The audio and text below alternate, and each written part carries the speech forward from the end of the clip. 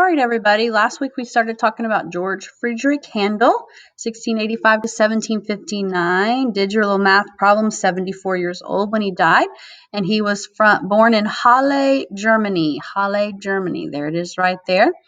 And these are quick reviews, hopefully. Baroque composer. Here's that Baroque time period. And I gave you one word that classifies or talks about determines what Baroque style music is like. And that word was fancy. Yes, fancy music for Baroque style of music. And we're going to listen to some. I'll show you kind of what that means in a minute.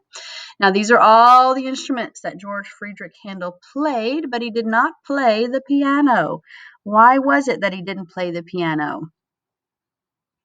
Yes, exactly. It wasn't invented yet. So the main differences between harpsichord and piano, harpsichord has two keyboards and the keys are opposite colors of our pianos. And then, of course, the way it's played. That piano has a little hammer inside it that's covered with felt. And when you push the key, it strikes the string. And inside the harpsichord, it actually plucks the string. There's a little plucker for each key. So that's why it sounds a little different. Hope you heard that last week. I know it was kind of weird, the audio was. Then we had Quaver tell us a little story of how Handel, when he was a boy, would sneak up in his attic to practice on the harpsichord. How we got that harpsichord up there? Well, Quaver did give us his version of that story.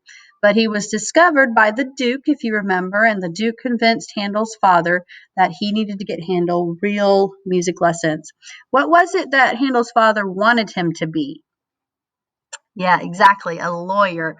So once the Duke discovered Handel, then Handel actually became known around the country as the Wonder Child. That was his nickname. So those are things that we learned last week.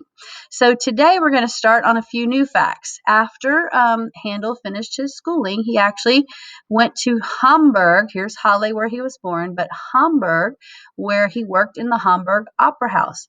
And he was in charge of the music there, conducting and composing. And opera is a story told through all singing. Today we have musicals where there is speaking and singing, but opera is all singing. They still have the sets and the scenery, the costumes, the props. It's a play, but they just sing everything in an opera, okay? Now, Handel wanted to know more about opera, so he went from Hamburg, traveled down to Italy. Have you ever noticed how Italy looks kind of like a lady's boot?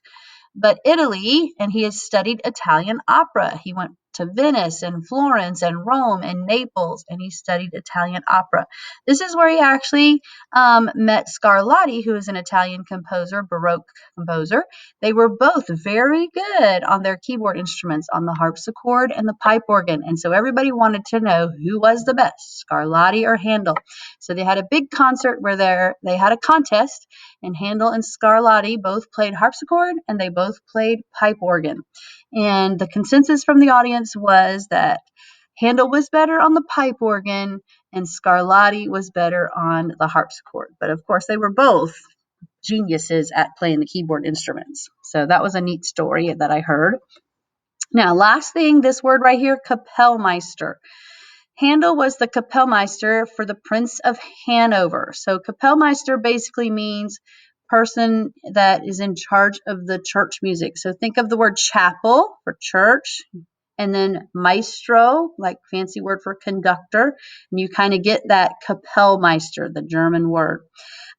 So Handel worked for the Prince of Hanover. Here's the funny thing. The Prince of Hanover became the king of England. Yes, King George I of Great Britain, also known as England. And so since he was serving the prince when the prince became king, of course, now Handel's working for the King of England. Now, King George wanted some music to be played while he took his boat ride down the Thames River. And it's not like today. It's not like you can just turn on a radio or get some satellite music. Handel had to figure out how to make it happen. So here he is. Handel's in the boat with his orchestra.